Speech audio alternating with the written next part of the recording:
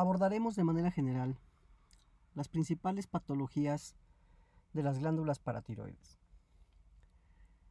Estas glándulas, habitualmente en número de 4, localizadas en la parte posterior de la glándula tiroides, muchas veces embebidas dentro de su tejido, son las responsables de producir la hormona paratormona. Esta hormona es la que lleva el control del metabolismo del calcio. Obviamente, tiene muchos factores que la afectan. El calcio mismo, que tiene múltiples funciones y que trataremos de revisar de una manera general, requiere del concurso de otros electrolitos, por ejemplo, el fósforo y el magnesio. Estos tres componentes tienen que ver mucho con el metabolismo mineral óseo. Y la afectación de uno tiene repercusiones sobre los otros. Entonces, es importante primero tener en conciencia algunas de las funciones generales del calcio. El calcio tiene funciones tanto extracelulares como intracelulares. No se puede concebir la vida sin niveles normales de calcio. El fósforo, que está estrechamente ligado al metabolismo del calcio, también tiene funciones muy relevantes tanto extra, pero sobre todo a nivel intracelular. En esta gráfica, ustedes pueden ver de manera extracelular cuáles son algunas de las funciones. Desde luego tiene que ver con la calcificación ósea, entonces con el metabolismo mineral. Tiene una función fundamental en la coagulación y en la excitabilidad de las membranas celulares todas. Entonces es fundamental que el nivel de calcio se encuentre en rangos normales para que todas las funciones corporales se puedan llevar a cabo de una buena manera. En el caso del fósforo, su principal papel desde el punto de vista extracelular tiene que ver precisamente con el metabolismo mineral. Entonces, los trastornos ya sea de elevación o de reducción de los niveles de calcio, y al igual que en el fósforo, causarán trastornos a estos niveles. Desde el punto de vista clínico, la principal patología que ve uno relacionado con la hipocalcemia crónica es la osteoporosis. Y eso tiene que ver con un intento de recuperar estos niveles normales, estos niveles de calcio, pues, llevarlos a la normalidad. Y se va a echar mano, pues, del principal depósito de calcio, que son los huesos. Ahora bien, a nivel intracelular también hay múltiples funciones. Hablando del calcio, la excitación o la activación, mejor dicho, de las neuronas, la contracción muscular y la secreción de múltiples hormonas que utilizan al calcio como segundo mensajero son fundamentales. En el caso del fósforo, tienen un rol estructural. No olviden que la membrana es una membrana de fosfolípidos. Son los que constituyen los puentes de energía, ¿sí? Y regulan la fosforilación de proteínas, lo cual es un proceso fundamental para la síntesis y también para la degradación de todos los compuestos proteicos. La regulación del calcio la podemos graficar de una manera muy sencilla en esta laminilla. Se esquematiza en la parte superior las 4 glándulas paratiroides, que por cierto habrá que decir que algunas veces son más, y algunas veces se encuentran en lugares que no son el cuello, sobre todo el mediastino, en tórax, lo cual es importante a la hora de buscar, por ejemplo, un adenoma paratiroideo que está produciendo hipercalcemia y que muchas veces no lo encuentra uno en los estudios de imagen de los que disponemos. Bien, hecho esa aclaración, esta paratormona va a tener 3 órganos blancos: el intestino, el riñón y el hueso. Empezaremos por este último. El hueso sufre resorción ósea ante la acción de la paratormona. A nivel renal, esta paratormona va a incrementar la producción de 1,25-hidroxivitamina D. Y esta 1,25-hidroxivitamina D va a ir al intestino para estimular la reabsorción de calcio. Cada uno de estos efectos tiene como propósito básico incrementar la cantidad de calcio extracelular. La relación de calcio y paratormona es una situación que, si la comprendemos bien, nos va a permitir entender cada uno de los procesos que suceden desde el punto de vista patológico. Esta gráfica representa la relación que hay entre los niveles de calcio y los niveles de paratormona. Si empezamos desde el punto cero, la línea continua representa el calcio y la línea discontinua representa la paratormona. Entonces, para un nivel bajo de calcio, hay un nivel alto de paratormona. Y conforme el calcio va incrementando su cantidad, la secreción de paratormona se va reduciendo. Ahora bien, si hemos hablado que el hueso es una de las estructuras más importantes que tienen que ver con el control del calcio, deberemos entender cómo sucede la acción de la paratormona sobre los osteoblastos. Los osteoblastos, que son las células fundamentales y que van a sufrir diferenciación a osteoclasto. Esta paratormona precisamente es lo que favorece.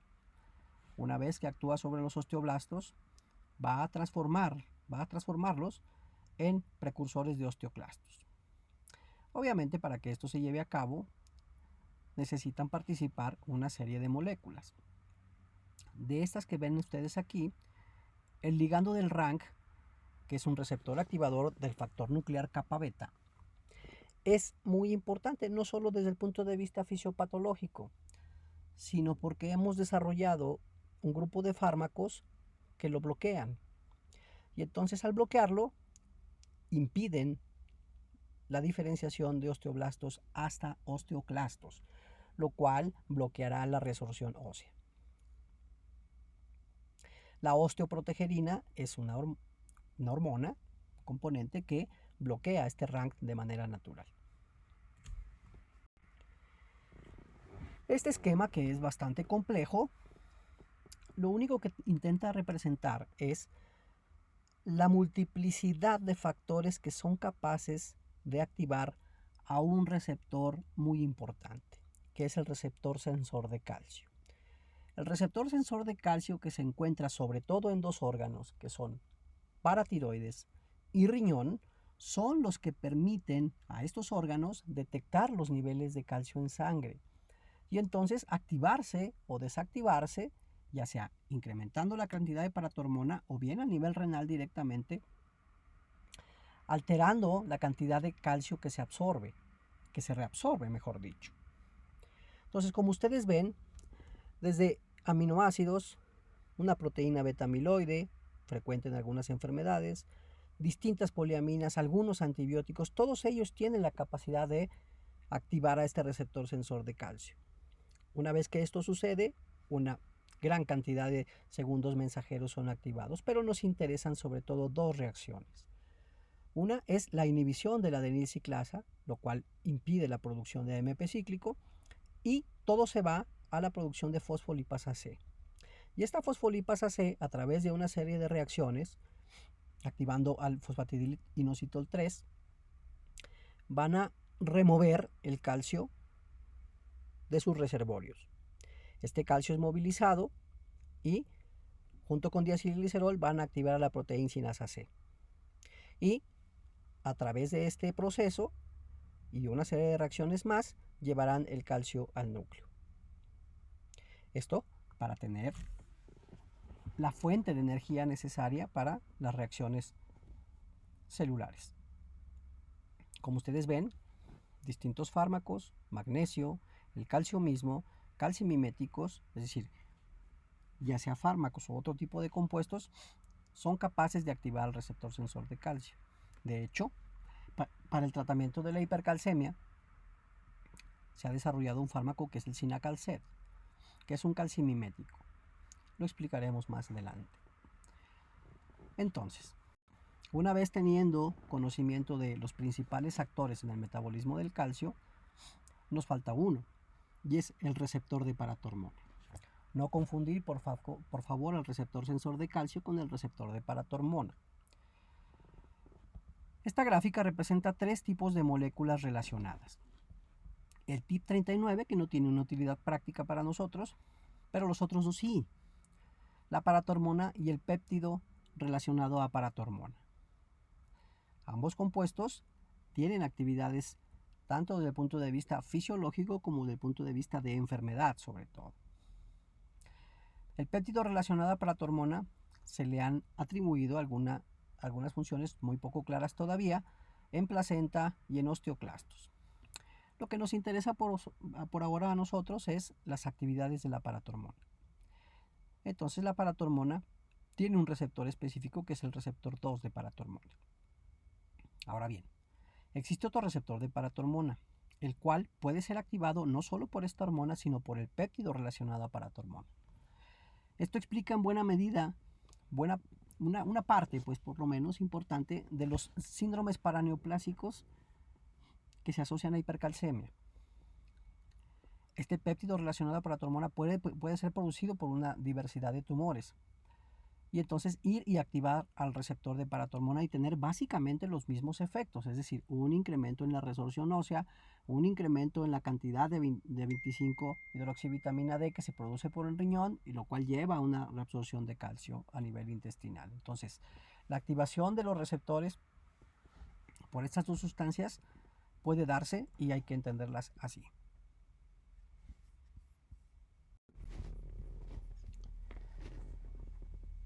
A manera de resumen, tenemos pues que la paratormona es el principal regulador del metabolismo del calcio. Los cambios que ejerce sobre estos tres órganos, hueso, riñón e intestino, tienen como propósito final incrementar la disponibilidad de calcio en sangre. Entonces, sobre el hueso, incrementará la resorción. Sobre intestino, incrementará la absorción de calcio y también de fósforo.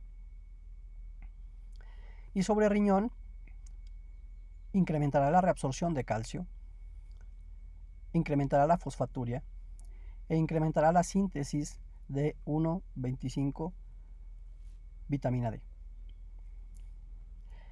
Este incremento en calcitriol incrementará también la resorción ósea. Entonces, todos estos cambios, como ya dijimos, tienen como propósito fundamental incrementar la cantidad de calcio extracelular. Otra manera de verlo, porque esto es un asunto muy relevante para comprender el tema de la enfermedad relacionada con el calcio, ya sea la hipercalcemia o la hipocalcemia. ¿Y cómo se estudia? Entonces, glándulas paratiroides que se encuentran muy adosadas a la tiroides en su parte posterior. Como ya dijimos, en general son 4, 2 de cada lado, aunque puede haber paratiroides accesorias, eso no deben olvidarlo. Secretan paratormona, las cuales sobre el hueso incrementarán la resorción ósea. Sobre intestino incrementarán la reabsorción de calcio y también de fósforo. Y sobre el riñón incrementarán la síntesis de vitamina D. Esta vitamina D, a su vez, es la que permite que el intestino pueda absorber calcio y fósforo. Bien, ¿cómo se sintetiza la paratormona? Hay una serie de procesos intracelulares que se llevan a cabo en retículo endoplásmico rugoso, en el aparato de Golgi, pero finalmente lo que nos interesa es que hay una prepro-paratormona, la cual, a través de varias reacciones, se sintetiza proparatormona y finalmente una paratormona.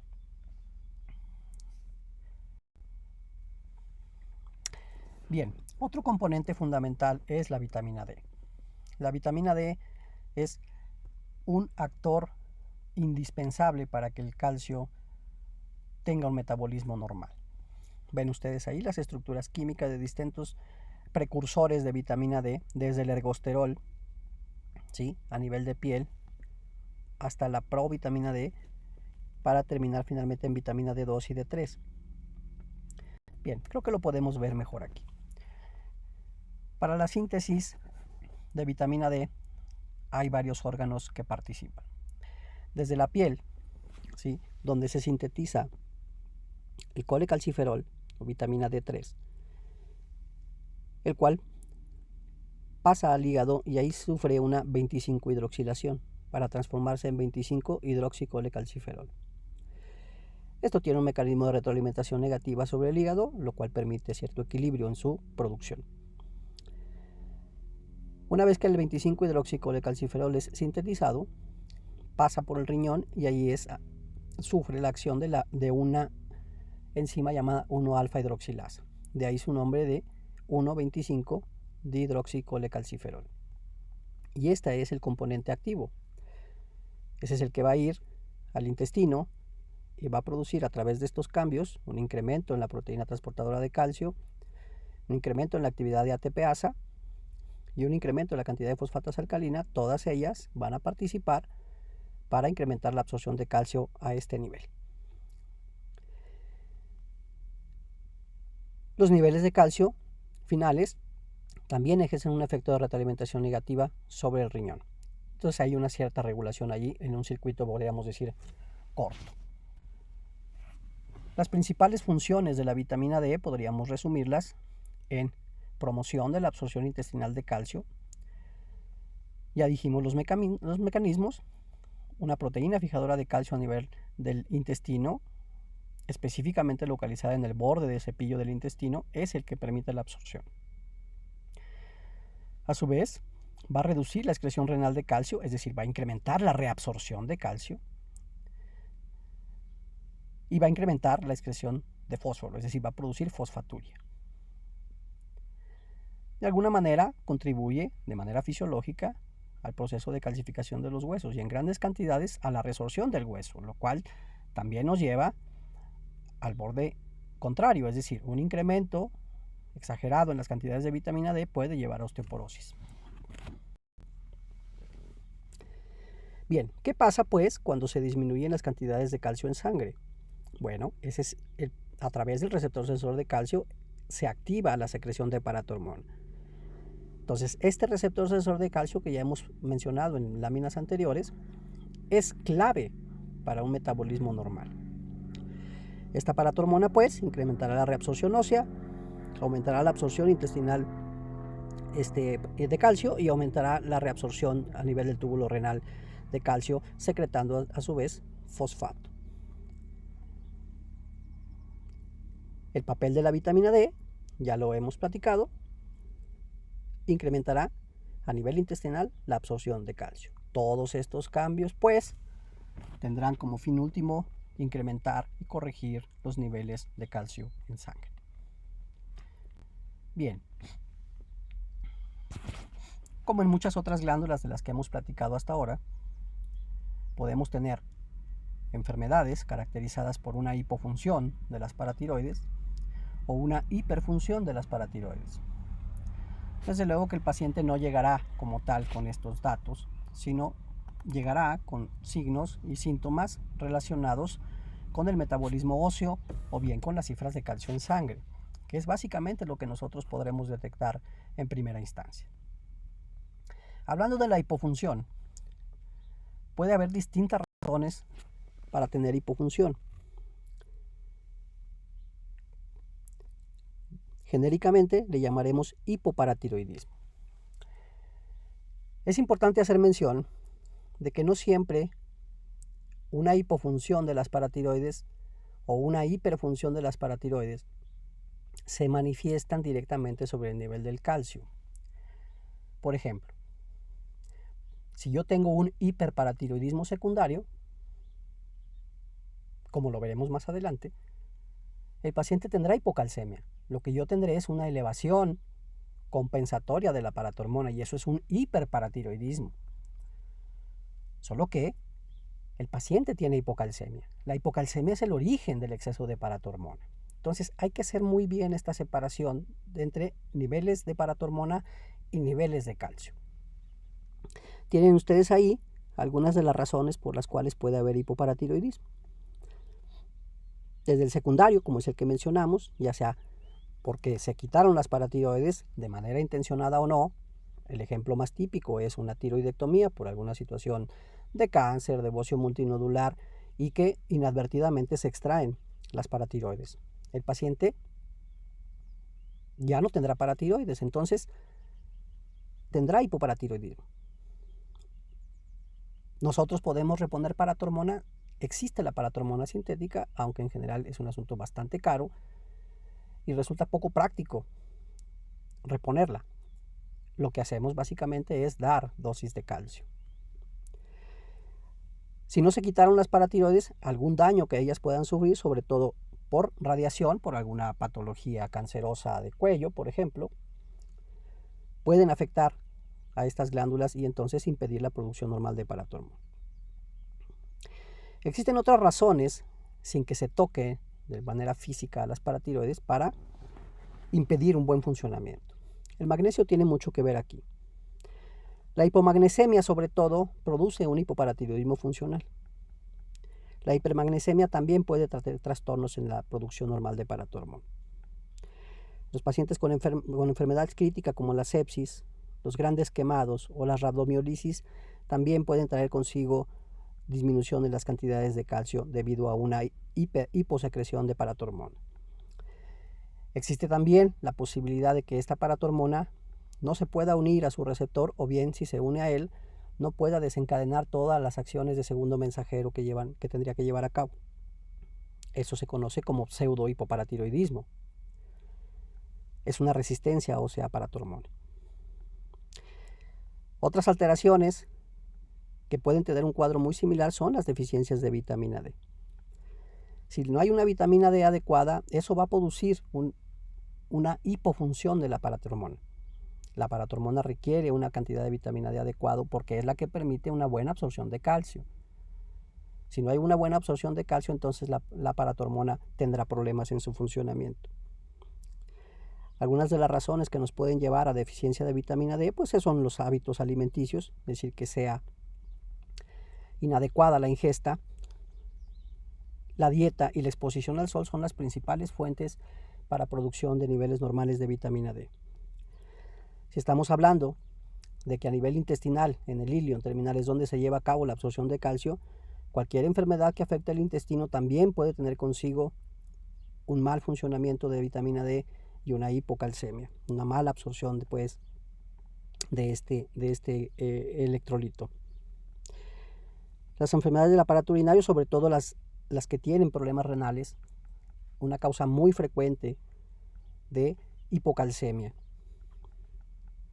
Fármacos, sobre todo los anticonvulsivantes, hay que tomar en cuenta que los pacientes que toman anticonvulsivantes de manera continua pueden tener consigo hipocalcemia por deficiencia de vitamina D. El raquitismo y la resistencia a la acción de la vitamina D que también existen. Ahora, finalmente, todas estas que hemos mencionado son causas de hipocalcemia, a veces asociados pues a una hipofunción, a una hiposecreción de paratormona y a veces relacionadas con un mal funcionamiento de la paratormona que ya existe. Finalmente, el cuadro clínico que estos pacientes van a presentar es la hipocalcemia. ¿Y cómo detectamos la hipocalcemia? ¿Cómo la sospechamos? Los principales datos clínicos de hipocalcemia tienen que ver con la acción muscular. Ustedes ven ahí en la representación esquemática de lo que se conoce como signo de Trousseau, el cual debemos saber buscar. El signo de Chebostek es otro. La presencia de parestesias, de hipoestesias, también son frecuentes en los pacientes con hipocalcemia. Fatiga, astenia, adinamia, son datos muy frecuentes, hasta la debilidad muscular y las contracturas musculares. Bien, de manera resumida, pues, podemos decir que un hipoparatiroidismo se puede deber a tres mecanismos diferentes. Entonces, primero, un daño paratiroideo, ya sea por remoción quirúrgica o bien una reserva secretoria inadecuada, es decir, no son capaces esas glándulas paratiroides de producir la cantidad suficiente de paratormona. Las principales razones, como ya lo dijimos, es un daño inducido por radiación, una remoción quirúrgica, una infiltración metastásica y la autoinmunidad, razón fundamental del pseudohipoparatiroidismo. Es decir, la autoinmunidad impide que la paratormona se acople a su receptor y desencadene las respuestas de segundo mensajero. Algunas intoxicaciones por metales pesados también pueden tener este mecanismo de acción. Otro mecanismo es el deterioro reversible de la acción o secreción de paratormona por otras razones externas. Por ejemplo, si estamos hablando que el receptor sensor de calcio es el que le permite, vamos a decir así, a las paratiroides detectar cuándo debe secretarse y cuándo no, alguna activación constitutiva permanente del receptor sensor de calcio, básicamente por autoinmunidad, va a producir problemas con la secreción de paratormona. La depresión severa de magnesio, sin duda, la hipomagnesemia, que es algo que debemos valorar en un paciente con calcios bajos. Debemos evaluar magnesio porque muchas veces esa es la razón. Las principales condiciones, de manera general, que condicionan valga la redundancia, que condicionan un nivel bajo de magnesio, son, por ejemplo, el alcoholismo, una diarrea crónica, sobre todo cuando es crónica, y una desnutrición. Todos ellos acompañados de hipomagnesemia y por ende de hipocalcemia. Pero entonces nosotros no vamos a corregir eso solo dando calcio suplementario. Tendremos que corregir los niveles de magnesio. La hipermagnesemia también puede producir alteraciones en la secreción de paratormona. ¿Sí? ¿Dónde vemos más esta situación? Sin duda la iatrogénica.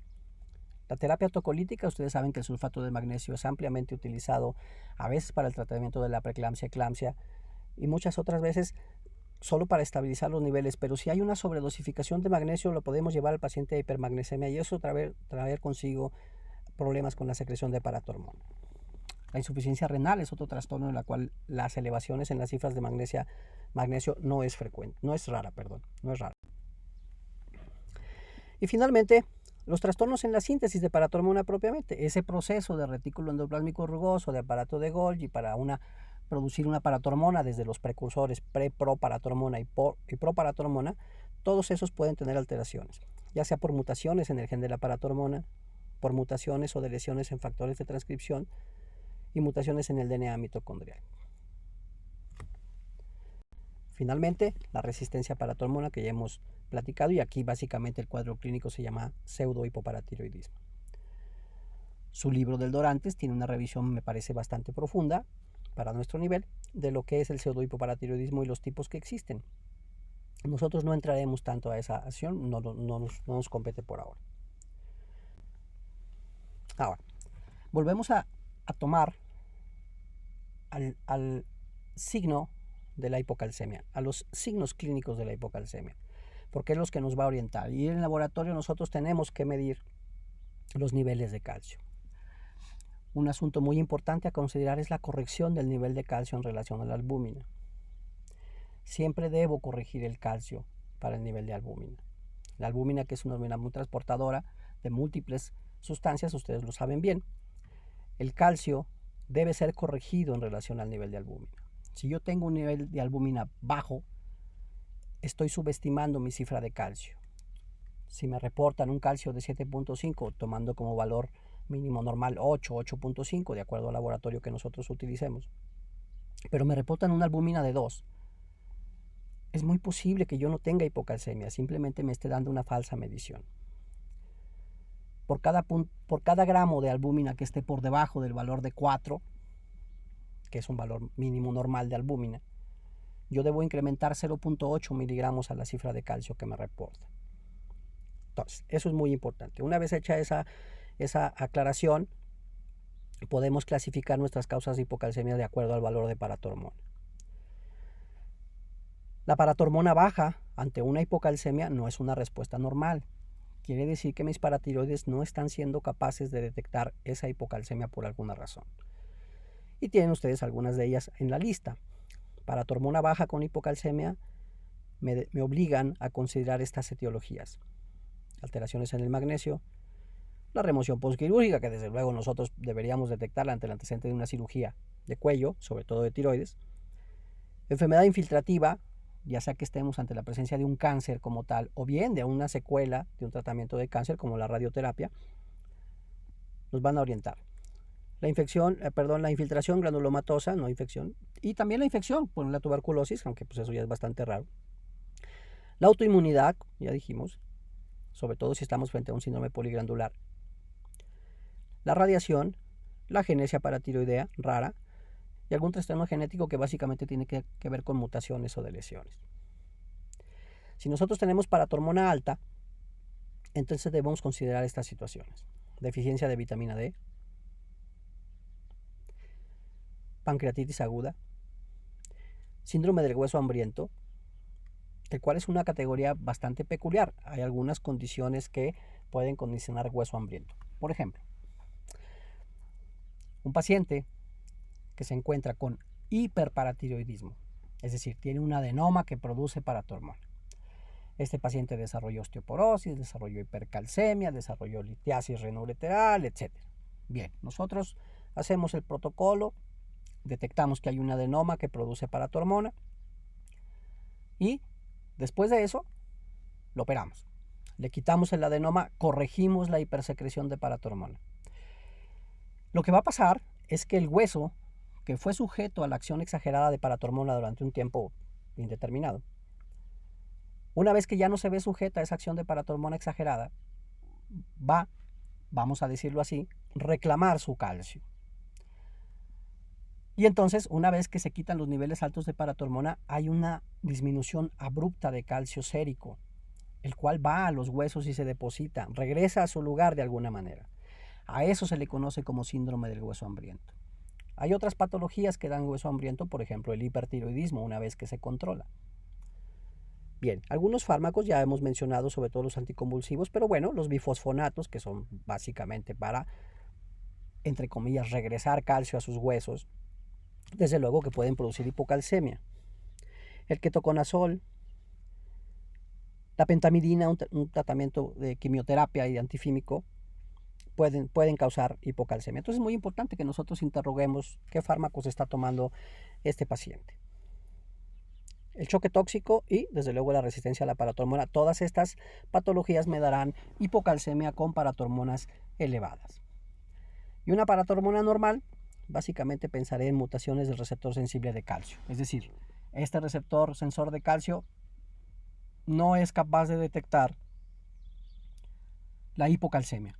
Por lo tanto, no desencadenará una elevación de paratormona como debería ser lo esperado. Es muy importante que tengan presente, pues, cuando hablamos de hipocalcemia, que es cierto que no es un trastorno tan frecuente, pero tampoco es raro encontrarlo. Y entonces la mejor forma de clasificar y de estudiar a un paciente con hipocalcemia, la cual no tenemos ni idea de por qué es en función de los niveles de paratormona. En cuanto al tratamiento, desde luego que es calcio en la fase aguda.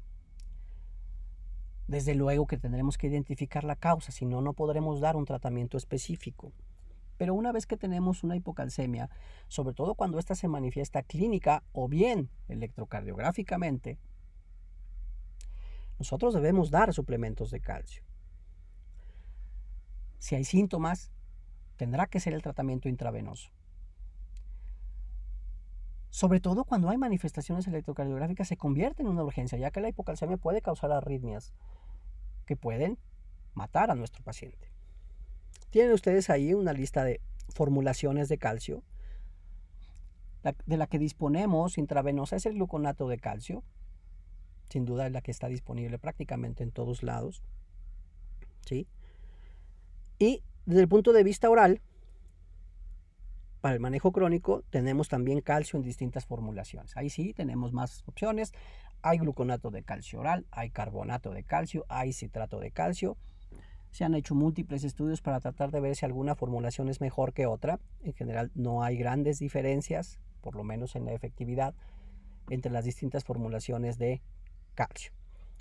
Importante que revisen esta tabla con calma para que sepan a cuánto equivale un gramo de calcio intravenoso, una ámpula de gluconato de calcio en cuanto a calcio elemental. Para administrar calcio, importante que sea por un catéter central, ya que sabemos que produce irritación, así como lo hace el potasio cuando se administra de manera muy agresiva por una vía periférica, va a causar una flebitis. El calcio es igual. Si yo tengo manifestaciones electrocardiográficas, debo administrar calcio intravenoso y de manera muy rápida para evitar las complicaciones. Si yo he llegado a la conclusión de que mi problema es una deficiencia de vitamina D o una deficiencia en la acción de la vitamina D, pues desde luego que tendré que dar suplementos de vitamina D. Aquí básicamente hay varias formulaciones. Hay vitamina D como tal, colecalciferol, que es vitamina D, y tenemos afortunadamente ya una presentación que nos permite dar dosis mucho más altas. Disponemos de Histofil, que son 4000 unidades por tableta. Las dosis las tienen ustedes ahí.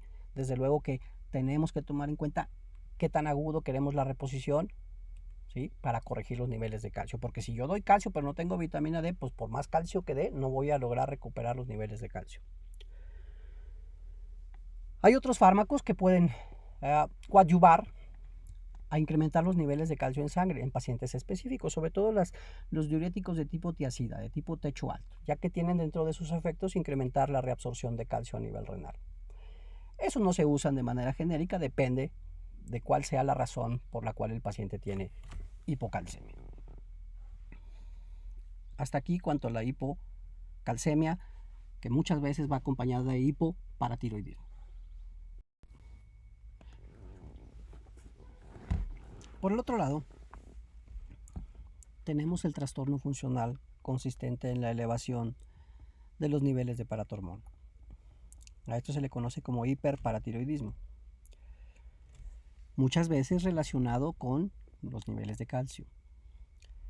Como ya lo mencioné en diapositivas anteriores, no siempre la elevación de paratormona se traduce en una elevación de calcio, como no siempre una disminución de paratormona se traduce en una disminución en los niveles de calcio.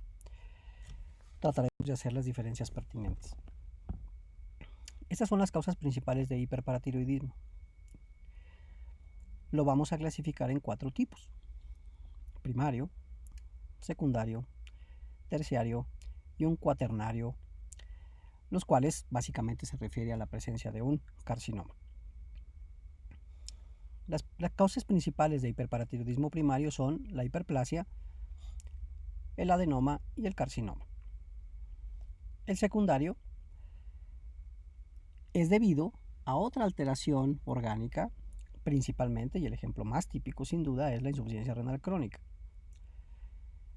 Si recordamos que el riñón tiene mucho que ver con la síntesis de vitamina D, la insuficiencia renal crónica se caracteriza por una hipovitaminosis D, que derivará en una elevación de paratormona compensatoria. La hipomagnesemia severa, como ya vimos, es un trastorno funcional que impide el buen funcionamiento de las paratiroides. Y el pseudohipoparatiroidismo. Todos estos trastornos son catalogados como hiperparatiroidismo secundario y tienen como nexo común elevación en los niveles de paratormona. El terciario o fase terciaria del hiperparatiroidismo se refiere básicamente o es debido a una hiperplasia nodular o adenomas múltiples en las paratiroides. Eso sucede en los pacientes en el que el hipertiroidismo es secundario por un tiempo prolongado. Si no se corrige la deficiencia que lleva al hiperparatiroidismo, entonces terminará desarrollándose una hiperplasia o un adenoma. En la fase cuaternaria, ese adenoma se transforma en carcinoma. Esa es la causa principal.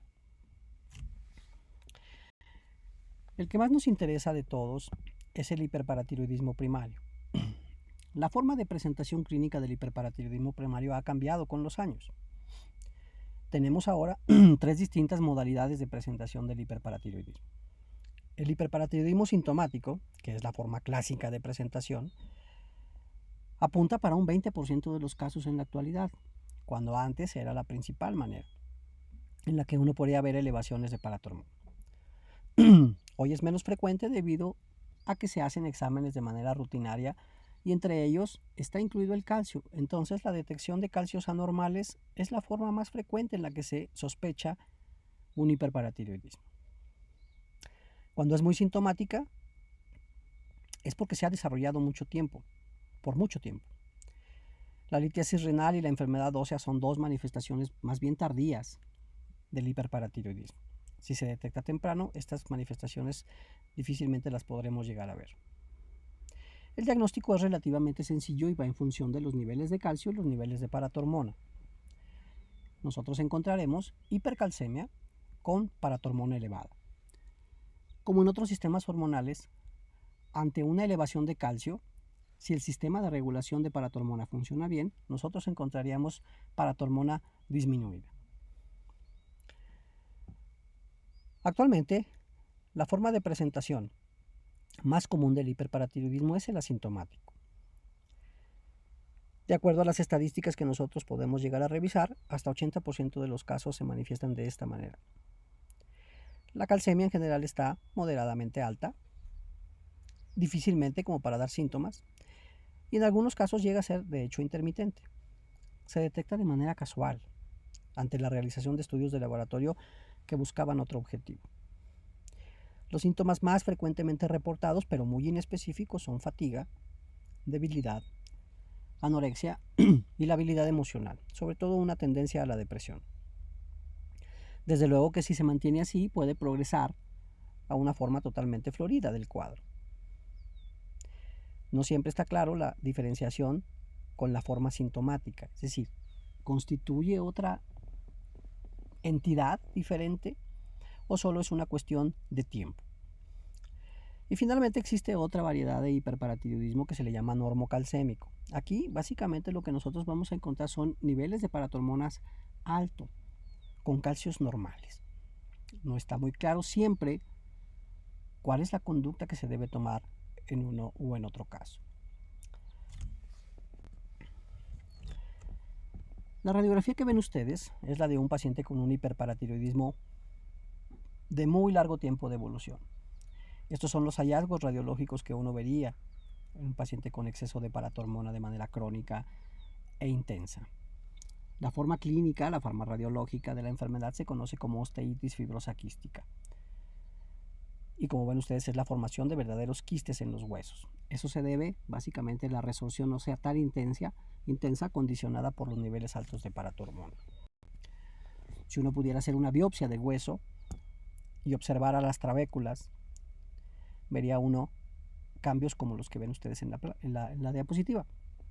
Del lado izquierdo tienen una muestra de cresta ilíaca de un paciente con hiperparatiroidismo. Y del otro lado un control normal. Como ven ustedes, tanto los tabiques como los huecos, vamos a decirle así, los huecos intertrabeculares, pues, están totalmente modificados. La arquitectura está totalmente alterada y estos son huesos frágiles. La mayor parte de los hiperparatiroidismos existen como entidades únicas, es decir, no asociados a otras enfermedades. Sin embargo, el hiperparatiroidismo puede ser parte de un síndrome mucho más amplio, el cual corresponde a las neoplasias endocrinas múltiples. Como su nombre lo dice, es un cuadro caracterizado por tumores en distintos tejidos endocrinos. Podemos clasificar las neoplasias endocrinas múltiples en dos grandes tipos, de acuerdo a su etiología: la neoplasia endocrina múltiple tipo 1 y la tipo 2, la cual a su vez se subdivide en dos subgrupos, 2A y 2B. Tienen ustedes los datos principales que uno encuentra tanto en un tipo como en el otro. En el caso de la neoplasia endocrina múltiple tipo 1, la presencia de alteración hipofisiaria con adenomas, ya sea productores o no, de hormonas. La afectación paratiroideo, básicamente con hiperplasia más que adenoma, y tumores pancreáticos, los cuales pueden ser desde un insulinoma, un glucagonoma, un somatostatinoma o conocido como bipoma. También, es decir, tumores conocidos como bipomas, todos ellos se pueden manifestar en distintas combinaciones. En el caso de la neoplasia endocrina múltiple tipo 2A, hay afectación paratiroidea y también afectación tiroidea. Aquí hace su aparición algún cáncer muy específico de la tiroides, que es el carcinoma medular. Si ustedes recuerdan, cuando revisamos tiroides y los principales tipos de cáncer tiroideo, quedamos que el principal tipo histológico de cáncer de tiroides es el papilar. Tiene su origen pues en las células foliculares. En cambio, el carcinoma medular de tiroides tiene su origen en las células C o parafoliculares. Allí es donde se origina este carcinoma y que es el que se presenta en las neoplasias endocrinas múltiples. Esta neoplasia endocrina múltiple de tipo 2 se caracteriza por la presencia de feocromocitoma también. La diferencia entre 2A y 2B es la aparición de algunas otras alteraciones, por ejemplo en la 2B, la presencia de neuromas mucosos, la presencia de un hábitus marfanoide, es decir, con datos de hipogonadismo con extremidades inferiores largas, en fin, con dismorfias. El feocromocitoma también se puede presentar en esto. Como ya dijimos, la forma de diagnosticar el hiperparatiroidismo es a través de mediciones bioquímicas. La presencia de un calcio elevado con una paratormona elevada prácticamente nos hacen el diagnóstico de hiperparatiroidismo.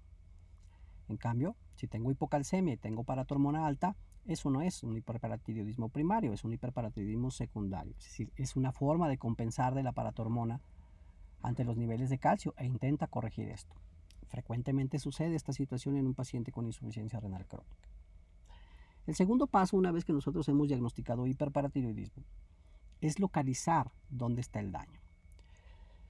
Hemos dicho en sesiones anteriores y en esta misma que las paratiroides normalmente son 4, que normalmente son 2 del lado derecho y 2 del lado izquierdo, 2 superiores, 2 inferiores. Sin embargo, se sabe muy bien que existen paratiroides accesorias. La localización de estas paratiroides accesorias normalmente debe uno buscarla, valga la redundancia, buscarla en mediastino, en tórax. Esto es de particular importancia ya que, como veremos, el principal estudio para diagnosticar y localizar pues un adenoma paratiroideo es el gamagrama con Tecnesius stamidi. Ese es el estudio de elección para un hiperparatiroidismo. Entonces, muchas veces nosotros podemos, porque no es raro pues, que no logremos determinar que hay un adenoma o una hiperplasia. ¿Cuál es la diferencia entre un adenoma y una hiperplasia? El adenoma es único. Se le llama hiperplasia cuando varias glándulas están afectadas. Entonces, ustedes tienen en esta imagen un adenoma paratiroideo izquierdo. Y en esta otra imagen, que es una imagen de gamagrama, ustedes pueden identificar al centro de la diapositiva una imagen blanquecina. Eso es tiroides. Y abajito de ella una hipercaptación, es decir, una zona más oscura, más negra, la cual constituye un adenoma que se encontraba en mediastino.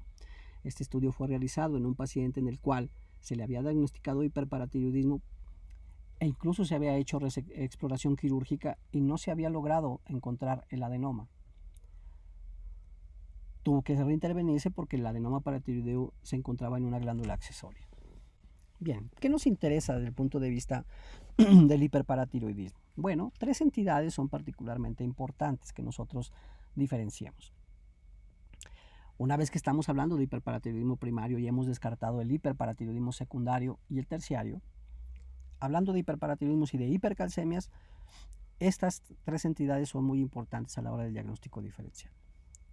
Estamos hablando de un hiperparatiroidismo primario, es decir, por exceso en la producción de paratormona por unas paratiroides que son disfuncionales, que están hiperplásicas o bien adenomatosas. Estamos hablando de una hipercalcemia asociada a malignidad. Sin duda la hipercalcemia es uno de los trastornos paraneoplásicos más frecuentes. De hecho, es el trastorno electrolítico que se manifiesta como síndrome paraneoplásico más frecuente. Y es causado básicamente por un exceso en la producción de péptido relacionado a paratormona.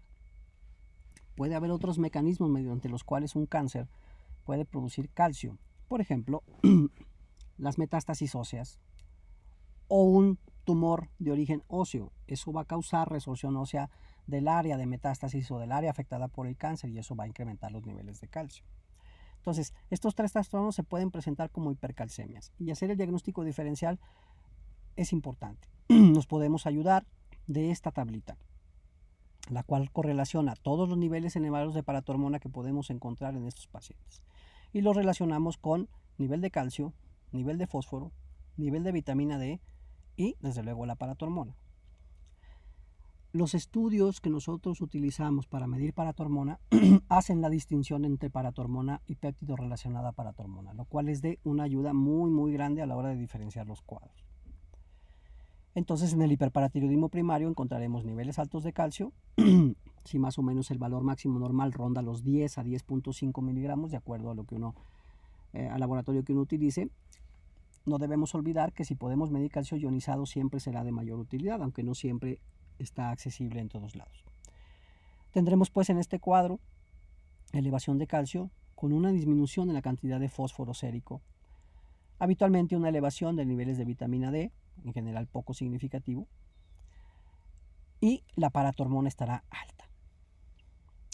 En cambio, si hablamos de una hipercalcemia que se asocia a malignidad, enfermedad maligna, donde el péptido relacionado a paratormona sea el mecanismo fisiopatológico de la hipercalcemia, en general encontraremos calcios mucho más altos. Aquí hablamos de cifras de 13, 14, 15, 16 miligramos. A diferencia de los hiperparatiroidismos primarios, en los que ya es raro encontrar ya esas cifras y más o menos podrán rondar los 12, 12.5, cuando mucho 13 miligramos. Eso nos ayuda a sospechar una cosa o la otra. Aquí también encontraremos niveles de fósforo bajo. Y aquí, a diferencia del otro, hay una disminución de los niveles de vitamina D. En parte se debe a que la paratormona, dentro de sus mecanismos normales, no olviden que hace sobre el riñón una estimulación para que se produzca más vitamina D. Por eso una paratormona alta tendrá niveles de vitamina D altos. En cambio, cuando es por péptido relacionado a paratormona, este péptido no tiene la capacidad de incrementar la 1-alfa hidroxilación a nivel renal. Entonces, la paratormona como tal la encontraremos baja. Lo que estará alto será el péptido relacionado a paratormona. Pero el sistema de regulación de paratormona funciona bien. Es decir, ese receptor sensor de calcio detecta la hipercalcemia e inhibe la producción de paratormona. El otro mecanismo que habíamos comentado relacionado con cáncer es la destrucción local, ya sea por metástasis. En este caso también tendremos niveles altos de calcio, aunque no se compararán a una hiperplasia, a una hipercalcemia relacionada con paratormona alta por péptido relacionado. Por esa misma razón tendremos nosotros niveles bajos de paratormona y de vitamina D. Si comprendemos bien este cuadro, no deberemos tener problemas en general para hacer el diagnóstico y para confirmar la localización, para proceder finalmente al tratamiento de elección de manera general, que es la cirugía, es la resección del tumor paratiroideo. Ahora bien, por un lado está la causa de elevación de paratormona y por otro lado está el tratamiento de la hipercalcemia. El tratamiento de la hipercalcemia lleva ciertos tintes particulares. Por ejemplo, una hipercalcemia severa me puede llevar a insuficiencia renal, alteración del sensorio, es decir, estado neurológico, causar arritmias cardíacas y finalmente devenir en la muerte. Entonces, el tratamiento de la hipercalcemia en la fase aguda, mientras nosotros sabemos si la hipercalcemia es por una razón o por otra, lleva un tratamiento muy particular. Dentro de las medidas principales que se utilizan para el tratamiento de la hipercalcemia severa está la hiperhidratación y el uso de los diuréticos de asa, es decir, furosemide, sobre todo. Bumetanide, que es otra alternativa, pero los dos son diuréticos de asa. Aquí no se utilizan diuréticos tiacídicos. No olviden que los diuréticos tiacídicos tienen dentro de sus efectos incrementar la reabsorción de calcio. Y tú no quieres incrementar la reabsorción renal de calcio, quieres incrementar la calciuria. Y eso lo haces a través de la utilización de los diuréticos de asa.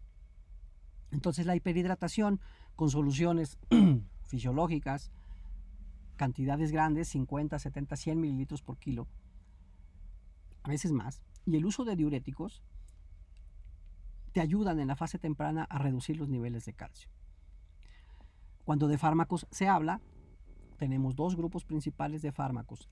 Hay más, pero sin duda estos dos son los que me interesan más que tengamos presentes.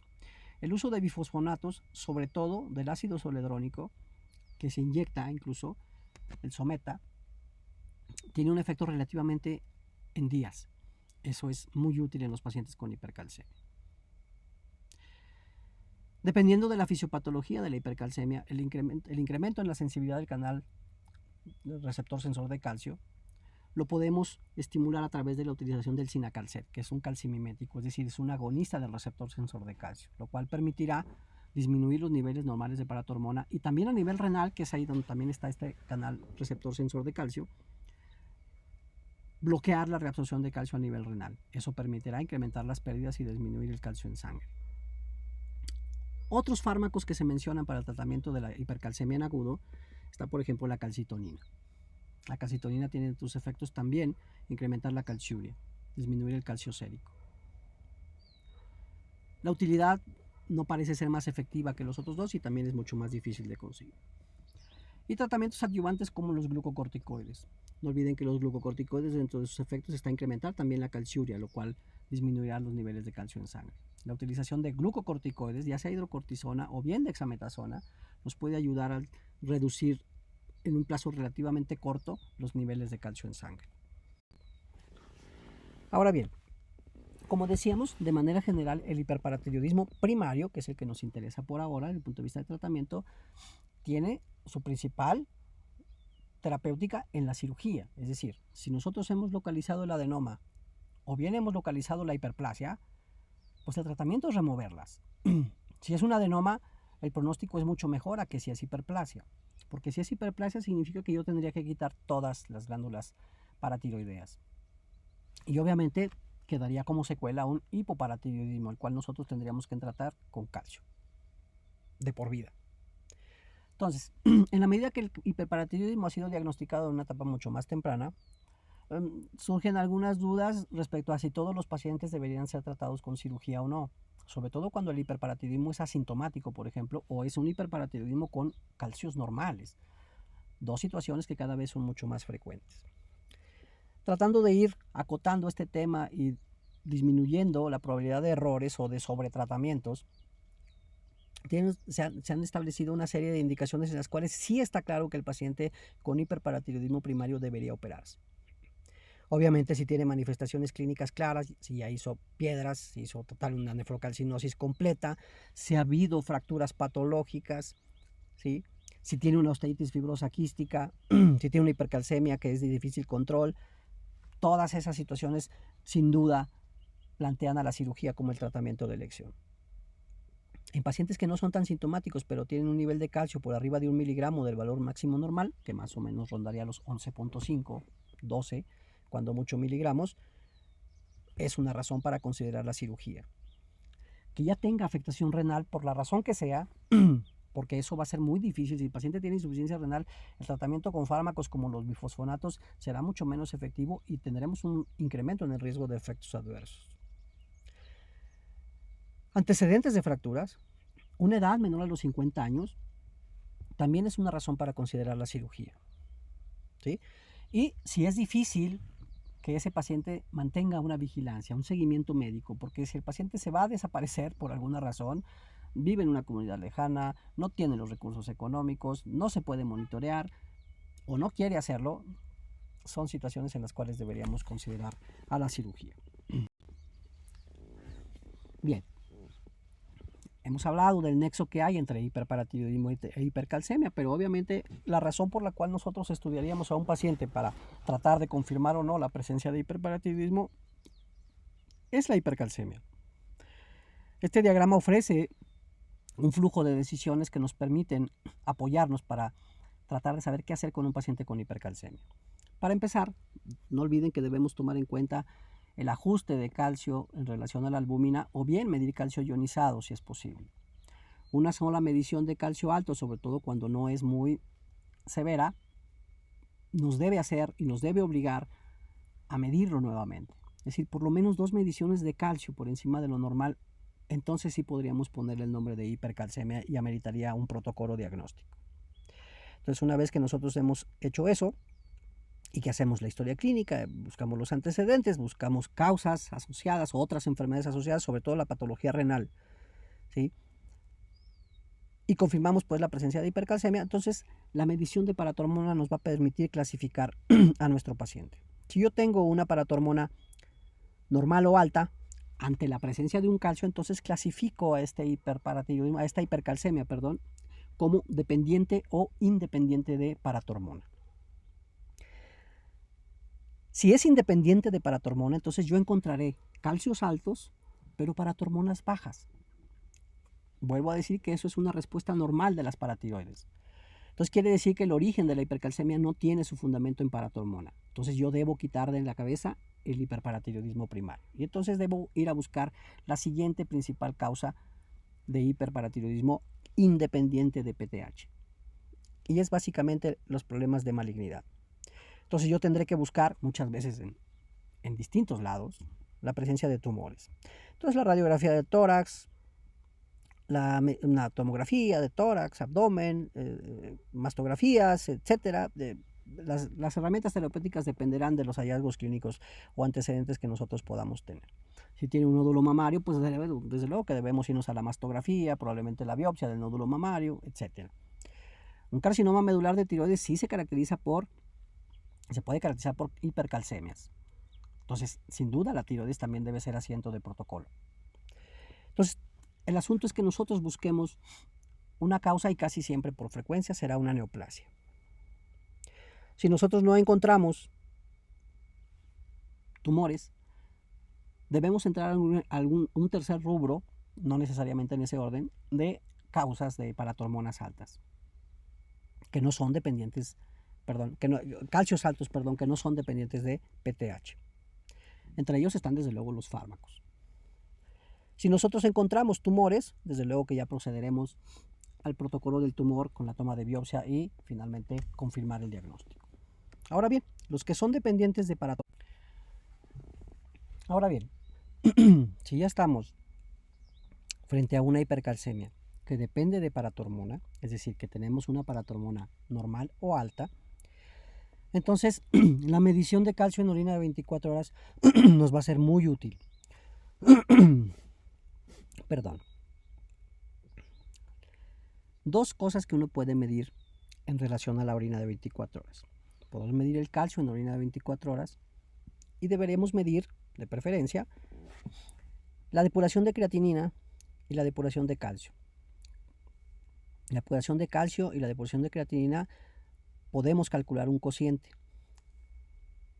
lo cual tiene un valor importante. Entonces, si yo tengo un calcio en orina menor de 100 miligramos por día, quiere decir que no se está tirando calcio. La cifra normal de calcio en orina puede rondar hasta alrededor de los 220, incluso los 300 miligramos, depende mucho del rango de referencia de laboratorio. Y también podemos calcularla a través de miligramos por kilo por día, por kilogramo de peso. Entonces, hasta 4 miligramos por kilo por día puede ser algo aceptable. Ya más de ese rango, estamos hablando de hipercalciuria.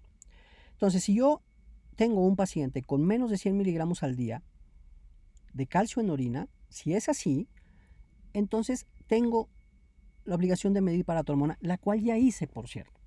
Y si mi paratormona es normal, y sobre todo en pacientes menores de 40 años o con historia familiar de hipercalcemia, probablemente esté yo ante la entidad conocida como hipercalcemia hipocalciúrica familiar.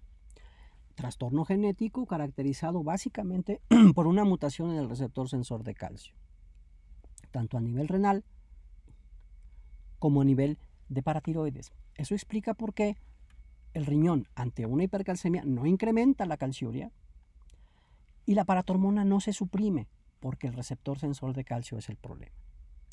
Patología poco frecuente. Si la paratormona está alta, entonces estoy ante un hiperparatiroidismo primario. Si por el contrario tengo niveles altos de calcio en orina, ¿sí? Si no está por debajo del rango normal, entonces estoy ante un hiperparatiroidismo primario.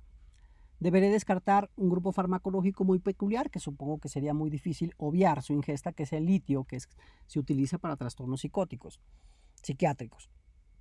Entonces creo que podríamos recabar siempre con relativa facilidad la ingesta del litio, lo cual es algo que debemos descartar. Entonces, ante la presencia de un hiperparatiroidismo primario, dentro de las cosas que tenemos que hacer, aparte de los estudios de localización, no lo olviden, de gamagrama con Technetios-Stamibi, debemos evaluar una densitometría ósea para ver el impacto sobre el hueso, sobre todo porque la osteoporosis no duele y no siempre nosotros la podemos apreciar como si fuera una osteitis fibrosa quística. Desde luego que si ya vemos quistes óseos y tocamos exostosis, pues seguramente lo deberemos sospechar. Y entonces procederemos pues a revisar las indicaciones quirúrgicas del paciente. El tratamiento de elección, en estos casos, hiperparatiroidismo. Todo cuanto al hiperparatiroidismo. Ahora hablaremos de la osteoporosis. Un trastorno que en realidad tiene una importancia enorme, sobre todo para ciertos grupos poblacionales. El más importante y relevante de ellos sin duda son las mujeres posmenopáusicas. La osteoporosis, que es un problema de descalcificación de los huesos, de pérdida de ese calcio en el hueso, puede tener distintos orígenes, como vamos a verlo enseguida. Pero me parece que en la práctica clínica diaria, incluso no solo en la práctica médica, sino alrededor nuestro, tenemos a alguien conocido con osteoporosis y que seguramente no lo sabe.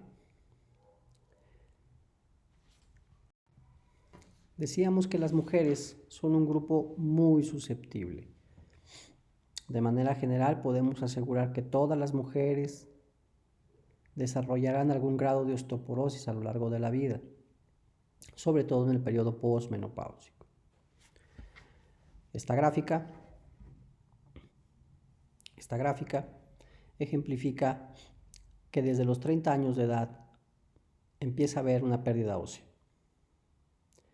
Como ustedes ven, el color rosado es lo normal. Entonces, a partir de esta edad y cada década va habiendo una disminución de las pacientes con densidad ósea normal. Y se van incrementando la frecuencia, la presentación de fracturas. Después de los 60 años de edad, la osteoporosis establecida con fracturas, probablemente muchas de ellas, es uno de los picos más altos. Y a los 70 años, 80 años va siendo mayor el porcentaje y mucho mayor después de los 80 años. Sabemos que el mecanismo fisiopatológico básico es el hipoestrogenismo. Los estrógenos tienen un papel fundamental en mantener la calcificación ósea correcta. Ahora, ¿cómo diagnosticamos la osteoporosis? El estudio fundamental para el diagnóstico de la osteoporosis es la densitometría ósea. Y la densitometría ósea, como vamos a ver un poco más adelante en un reporte, nos va a dar una información muy variada.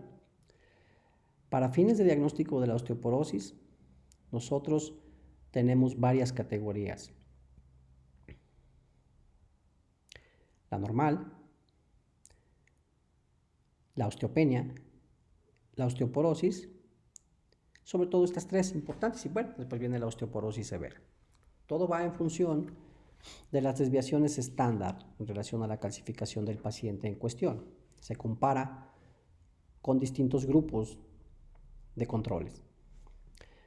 Entonces, la densidad ósea normal es aquella que se encuentra más o menos por encima de una desviación estándar del valor de referencia.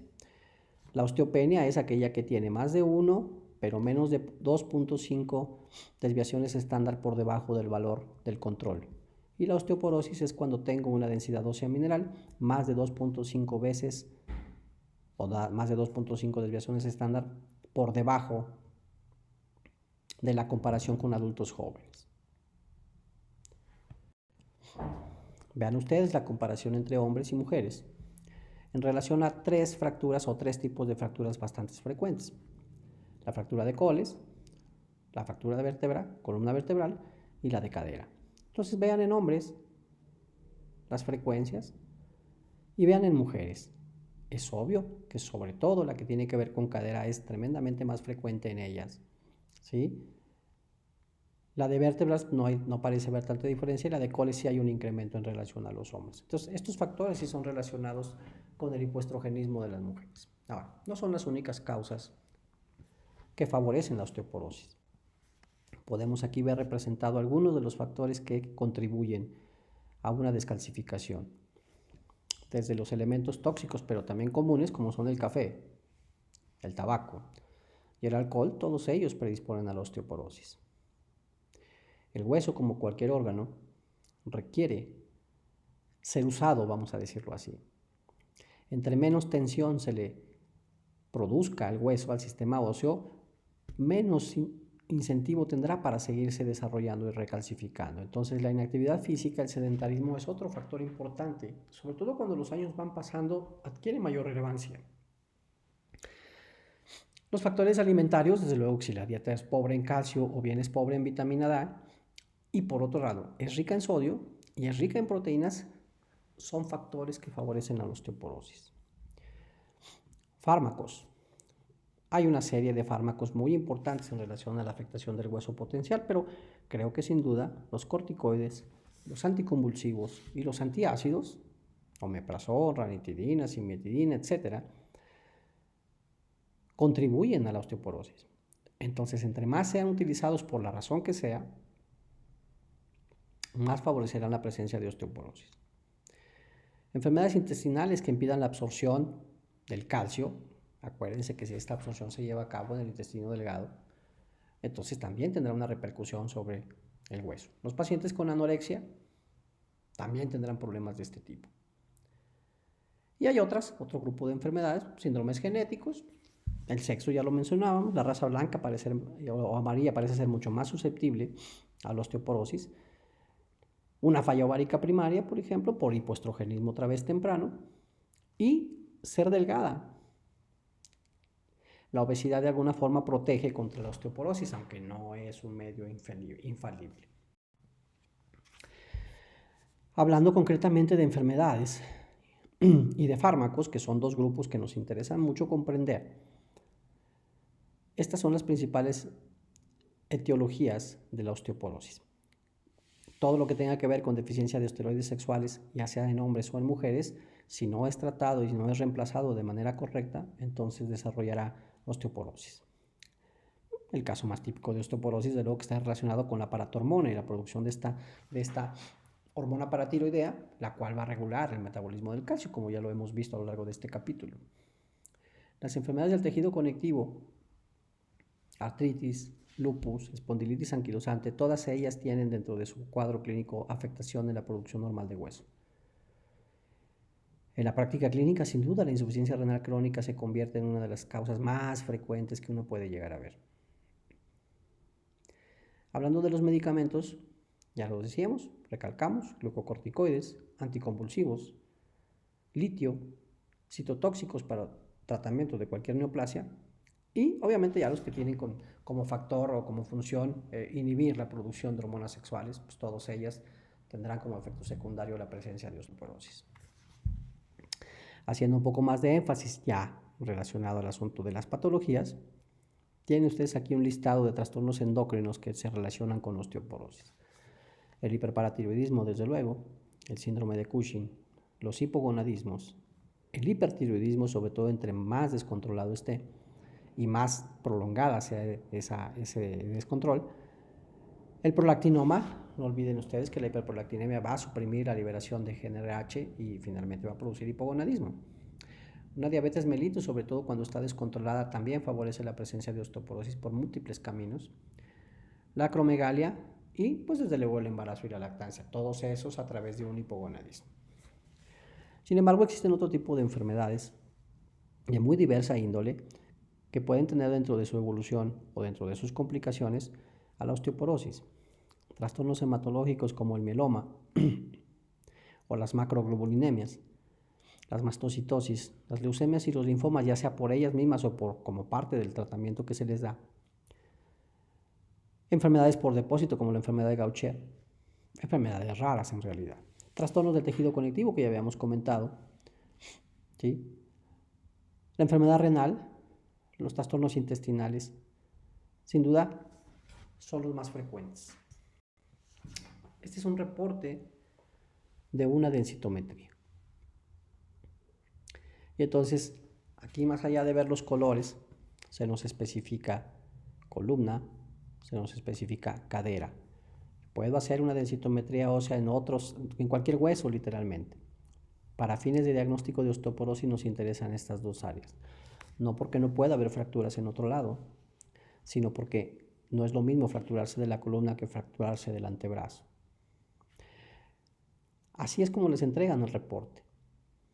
No hagan diagnósticos con los colores, hagan diagnóstico con los números. Este es el reporte de la densitometría ósea de columna. Se los reportan por vértebras, L1, L2, L3, L4 y un promedio. Hay distintas columnas. Como ustedes ven aquí, hay dos tipos de score o de referencias, score T y score Z. El score Z compara a la paciente en cuestión con personas de su misma edad. En cambio, el score T compara a la paciente en cuestión con adultos jóvenes. Entonces, entre más cercano esté al 0, mejor, o números positivos incluso que puede llegar uno a ver. Los números negativos implican pérdida de hueso. Estas son las desviaciones estándar. Entonces, hasta menos 2.5 es una osteopenia. Ya más de menos 2.5, es decir, menos 3, menos 3.5, menos 4, a eso se le debe dar el diagnóstico de osteoporosis. Lo mismo sucede con la cadera. Nos pueden reportar, y esto ha cambiado un poco en los últimos años porque nos recordaban cuello, trocánter, etcétera, etcétera, pero en realidad lo que más nos interesa es el total, la cadera total. Y otra vez, aplica el mismo asunto, score T o score Z. El que nos interesa para el diagnóstico es el score Z. Entonces, no cabe duda que hay pacientes a los que es obligado hacerles un seguimiento en este sentido y realizar el estudio de elección para el diagnóstico, que es la densitometría ósea. El nombre correcto de la densitometría ósea es absorciometría dual de rayos X. Sugerencia general, todas las mujeres después de los 65 años y en ocasiones antes, sobre todo si hay factores de riesgo. ¿Sí? Todos los pacientes con fragilidad o con fracturas que hayan tenido, y todas las mujeres con menos de 65 años pero con factores de riesgo como los que ya habíamos comentado al principio. La densitometría ósea nos permite hacer el diagnóstico. ¿Sí? Este esquema sugiere algunas medidas incluso terapéuticas. Entonces, de acuerdo al test score, que es el que yo voy a ocupar, si está por encima de menos 1, entonces quiere decir que eso es normal. No está muy claro siempre, y lo comentaremos después con más calma, si los suplementos de calcio o los suplementos de vitamina D previenen la presencia de osteoporosis, sobre todo en personas que tienen densidad ósea normal. Si el score T está entre menos 1 y menos 2.5, quiere decir que tiene osteopenia. Si no tiene factores de riesgo, regresamos a las medidas generales. Si tiene factores de riesgo para desarrollar osteoporosis, debemos buscar causas secundarias. Y aquí entra, pues desde luego, con los antecedentes y con la clínica. Si encontramos alguna causa como hipertiroidismo, como Cushing, como hipogonadismo, pues desde luego que ese asunto será tratar esta causa secundaria. ¿Sí? La utilización de calcio y vitamina D también puede ser discutible. ¿Sí? Si tienes causas secundarias y el asunto está muy cercano ya a la osteoporosis, bueno, podemos considerar de incluso dar tratamiento antirresortivo. Evaluar cada 1 o 2 años porque los cambios no son corto plazo. Si ya está por debajo de menos 2.5, tenemos que seguir este camino. Entonces, aquí tenemos que dar invariablemente no solo calcio y vitamina D, sino el tratamiento antirresortivo que ahorita veremos. Ok, una forma de evaluar esto es a través del sistema FRAX Score. Este es un programa digital disponible, gratuito, que pueden ustedes localizar y deberán hacerlo para algunas de sus actividades. Se les encargará. Y les aparecerá esta página. Viene por país, entonces es importante que seleccionemos el país. Entonces ponen en su buscador de Google o el que sea, FRAX Score, y básicamente los canalizará a esta página. Vienen una serie de datos que ustedes pueden analizar desde la edad, el sexo, el peso, la talla, si ha tenido fracturas previas, si ha tenido fracturas de cadera, ¿sí? Si fuma, si ha estado expuesta a algunos grupos de fármacos, esteroides, si tiene artritis reumatoide, si tiene una osteoporosis secundaria, alcohol y la densidad ósea mineral.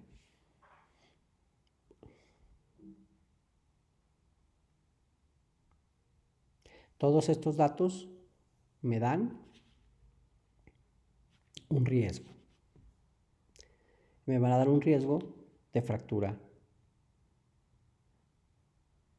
Y entonces yo catalogaré, clasificaré a mi paciente como de alto riesgo, de bajo riesgo.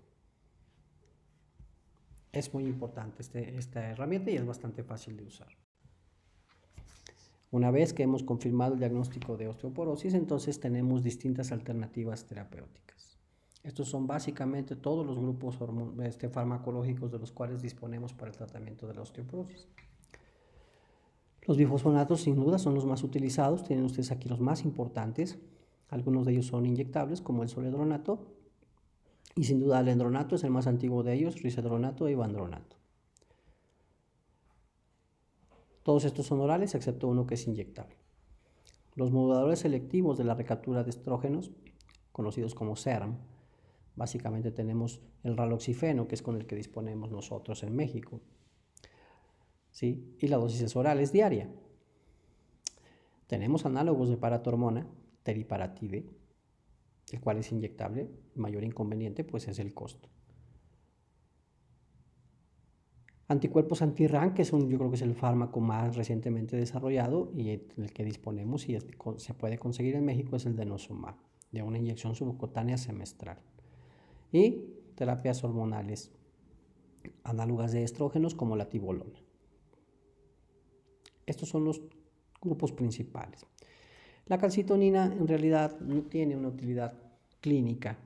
Se sabe que puede mejorar la calcificación del hueso, pero no es algo que nosotros recomendemos.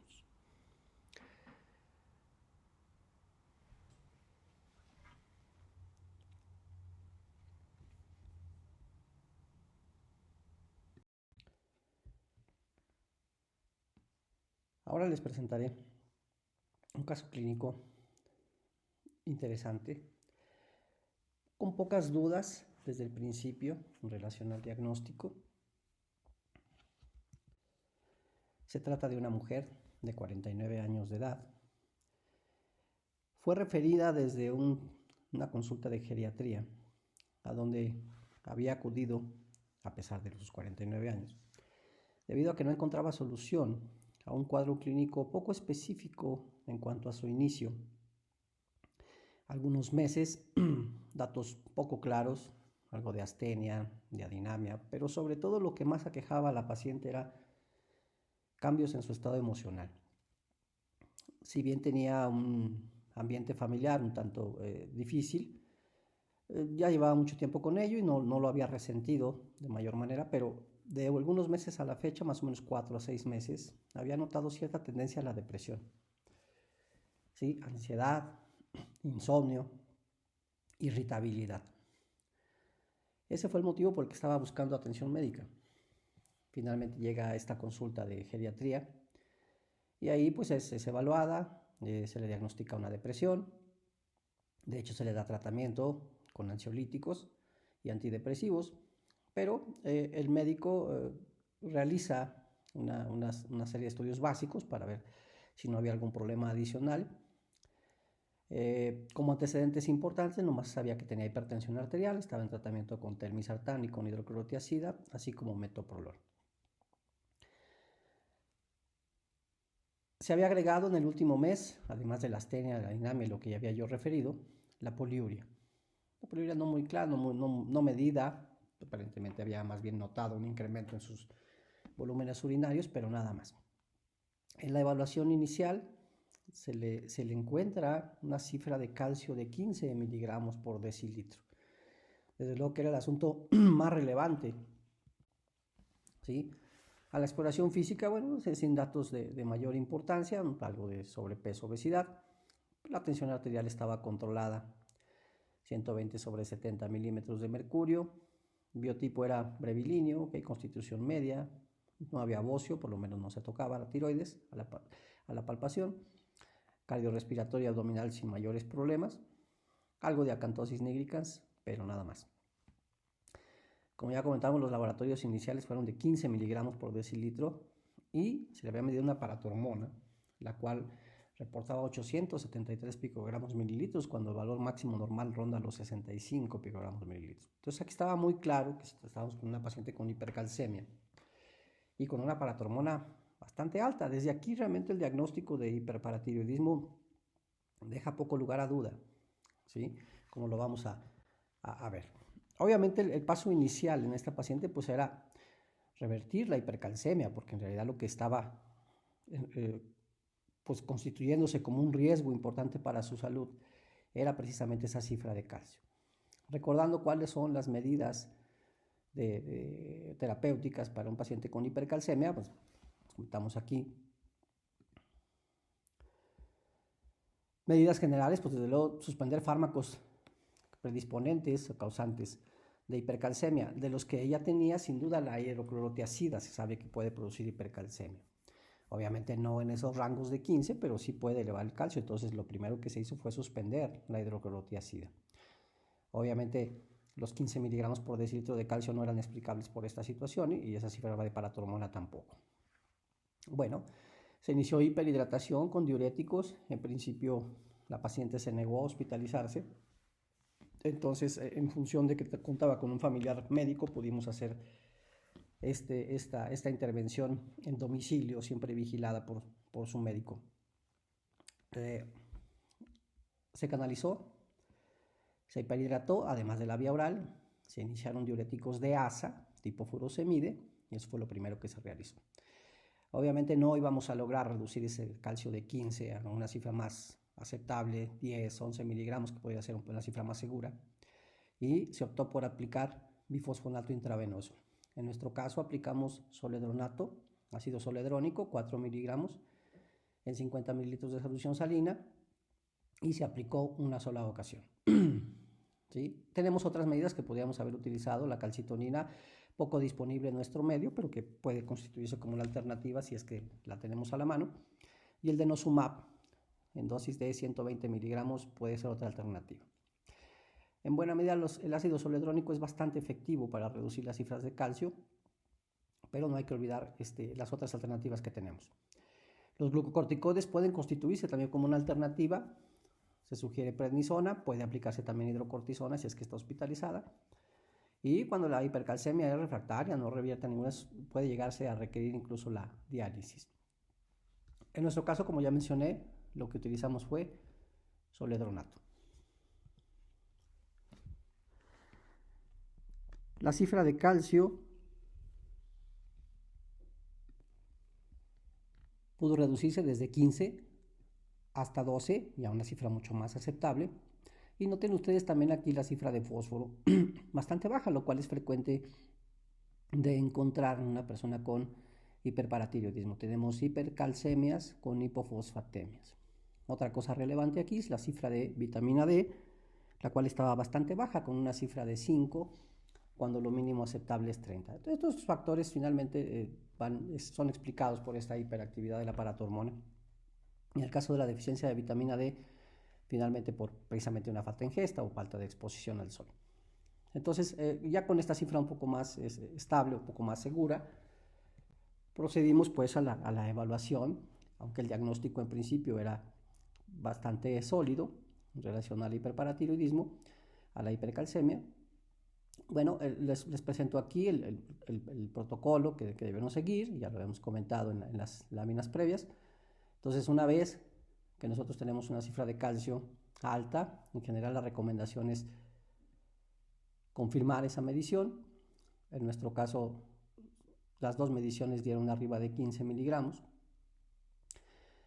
La evaluación general no mostraba falla renal, que es un asunto siempre relevante en los pacientes con unas cifras de calcio bastante altas. ¿Sí? Y la medición de paratormona, ya decíamos, podemos encontrar una paratormona baja, en cuyo caso estaríamos frente a un paciente con una hipercalcemia independiente de paratormona, y, como en nuestra paciente, una cifra alta. Entonces se trataba de una hipercalcemia dependiente de paratormona. Entonces aquí no, cuando la paratormona es baja, con calcios altos, entonces nosotros debemos buscar otra fuente, ¿sí? Otro mecanismo, en general relacionado a malignidad. No olvidar que la hipercalcemia es la principal alteración electrolítica como paraneoplásico, pues. Bien, una vez que estamos frente a un paciente con hipercalcemia dependiente de paratormona, la recolección de calcio en orina de 24, que nuestro paciente no fue necesaria. Y lo que esperamos es hipercalciuria. ¿Sí? Como aquí no hubo hipercalciuria, no se midió, pues, finalmente, pero las cifras de calcio y las cifras de paratormona daban el diagnóstico bastante claro. Llegamos a la conclusión de un hiperparatiroidismo primario. procedimos a la medición de la densitometría ósea, sobre todo para la evaluación del daño, ¿sí? Y la evaluación del daño, esta es la densitometría ósea, en realidad el riesgo de fractura era de 4.7, por debajo de 5.4 se considera un riesgo bajo de fractura. Esto lo que revela es que esta hiperparatiroidismo, esta hipersecreción de paratormona, en realidad era un tiempo pues no muy largo, no muy largo, porque si hubiera tenido exposición a estas cifras de paratormona por bastante tiempo, seguramente ya hubiéramos encontrado una osteoporosis franca. Bien, una vez que documentamos la hipersecreción de paratormona, que confirmamos que la hipercalcemia es dependiente precisamente de paratormona, se procede al segundo paso. El segundo paso de evaluación de un paciente con hipercalcemia que depende de paratormona, es decir, con hiperparatiroidismo, son los estudios de localización. Como ya hemos mencionado, normalmente en la mayoría de los individuos existen 4 glándulas paratiroides, normalmente 2 de cada lado, en la parte posterior de la tiroides, aunque a veces puede haber paratiroides ectópicas. Estas paratiroides ectópicas pueden localizarse en otras partes del cuello o incluso en mediastino, cosa que luego a veces vuelve complicado el documentar. Bien, para los estudios de localización,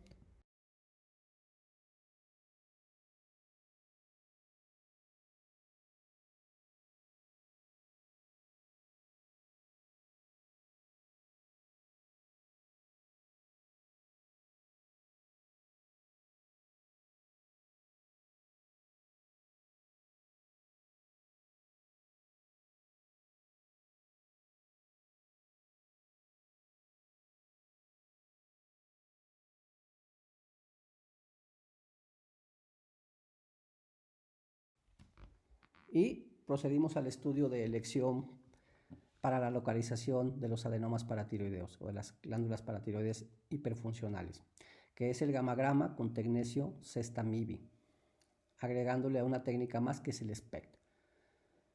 Esto le aumenta sensibilidad y especificidad al estudio de gamagrafía con tecnesio sestamibi. Este es el estudio de la paciente, como ustedes ven, este es un corte transversal, axial pues, ¿sí? Donde vemos aquí cuello, y vean ustedes aquí empieza a ver una hipercaptación del lado izquierdo.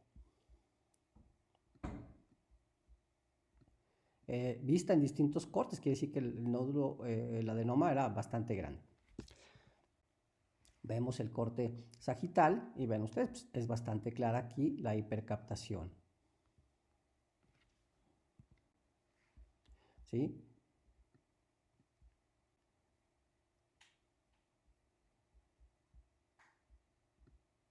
Esta área de color naranja es lo que constituye el área de hipercaptación. Entonces la conclusión fue un adenoma paratiroideo inferior izquierdo, y se procedió al tratamiento quirúrgico. En este caso, en esta paciente en concreto, no había duda que el tratamiento quirúrgico era el tratamiento a aplicar. En la actualidad, como las formas de hiperparatiroidismo han cambiado en el tiempo, sobre todo por la detección temprana, no por otra situación, a veces encontramos pacientes con paratormonas moderadamente altas, con calcios limítrofes altos, sin signos, sin síntomas, sin ningún otro antecedente, y que incluso seguidos en el tiempo pueden mantenerse más o menos en esas cifras. Y entonces la discusión de si la vigilancia aplica o si el tratamiento aplica puede estar sujeta un tanto a controversia, pero en este momento, pero siempre la vigilancia hay que continuarla. Pero en este caso, nuestro caso que nos ocupa, una cifra de 870 y tantos de paratormona con unas cifras de calcio que llegaron a ser en 15, cosa que ya no es muy habitual ver en la actualidad con el hiperparatiroidismo, no había lugar a dudas a que el tratamiento tenía que ser quirúrgico. Y vean ustedes, pues una vez operada la paciente, las cifras de calcio reportadas en 9.73. Entonces ya en cifras normales. Entonces revirtió también la hipofosfatemia, ¿sí? Y este es su último calcio, ¿sí? 10.46, ¿ok? Este es el adenoma Vean ustedes, es un adenoma tremendamente grande, prácticamente 4 centímetros de tamaño. Tremendo. La verdad es que fue un adenoma. De hecho, por ver todavía, porque esta paciente todavía tiene por determinar el estudio histopatológico, el reporte preliminar informa de que no hay malignidad, cosa que uno debería estar pendiente ante cifras tan altas de paratormona. Bueno, este es uno de los ejemplos. Ojalá los pacientes todos fueran así tan claros desde el principio, pero en verdad en el hiperparatiroidismo debemos tener claro que una cifra de calcio alta con una paratormona alta nos da el diagnóstico de hiperparatiroidismo. Muchas gracias por su atención, espero haya sido de utilidad. Buen día.